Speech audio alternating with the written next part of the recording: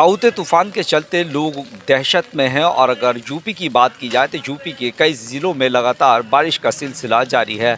Central UP की अगर बात की जाए तो मुरादाबाद सहित लगभग 7 ज़िलों में लगातार 24 घंटे से बारिश का सिलसिला जारी है। ऐसे में जो तेज़ हवाएं हैं वो लगातार चल रही हैं, उसकी वजह से जो पेड़ हैं कई जगह पेड़ गिरे हुए मिले हैं, जो बिजली के खंभे हैं वो कहीं ना कहीं गिरे हुए मिले हैं, जिसकी वजह से विद्युत आपूर्ति पूरी तरीके से बाधित हो चुकी है। लगभग 24 घंटे से ज़्यादा का वक्त हो गया है।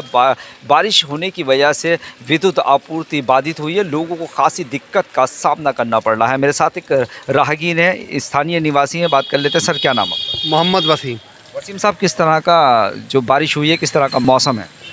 मेरे ख्याल में पिछले 36 घंटे से लगातार बारिश हो रही है, कभी तेज़ है कभी हल्की है, लेकिन लगातार 36 घंटे से, इससे भी शायद ज़्यादा ही हो गए हैं बारिश होते हुए।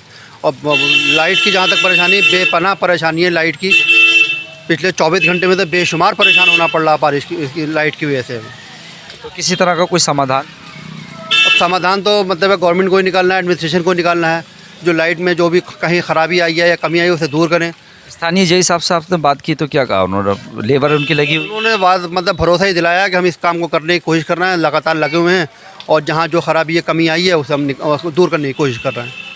देखिए, बिल्कुल साफ तौर पर साफ बात है कि जिस तरह से बारिश ने मौसम बदला है, बारिश का जो मौसम बदला है वो कहीं ना कहीं जो तिलमिलाती गर्मी थी, लोग उससे परेशान थे, उससे कहीं ना कहीं राहत ज़रूर मिली है। अगर दूसरी तरफ देखा जाए तो इससे जो आम की फसल है उससे खासा नुकसान हो रहा है, और उसके अलावा जो सब्ज़ी है उससे भी काफ़ी नुकसान हो रहा है। हालांकि अच्छी खबर यह है कि एयर क्वालिटी इंडेक्स जो 300 के पार रहता था, लोगों को सांस लेने में दिक्कत होती थी, वो कहीं ना कहीं ऑक्सीजन बिल्कुल प्योर हो गई है, 100 के लगभग आसपास हो गई है। तो कहीं ना कहीं जो कोरोना से संक्रमित मरीज़ हैं, जो सांस के मरीज़ हैं, उन्हें सांस लेने में अब खासी आसानी होगी, और इसका फ़ायदा सीधा सीधा कोरोना के मरीज़ हैं या फिर जो सांस में दिक्कत लेने वाले मरीज़ हैं उन्हें पहुंचेगा। हालांकि लगातार इस तरह की बारिश से सब्जियों को खासा नुकसान ज़रूर हो रहा है, आम की फसल को खासा नुकसान ज़रूर हो रहा है, कहीं ना कहीं राहत की बात भी है। अगर लॉकडाउन की अगर बात की जाए तो लगातार 36 घंटे से, जैसे बताया गया, 24 घंटे से लगातार बारिश हो रही है। तो बारिश होने की वजह से जो लोग हैं वो अपने घरों पर ही हैं, और कहीं ना कहीं लॉकडाउन का भी पालन हो रहा है। इससे अगर मौसम विज्ञान की, मौसम विभाग के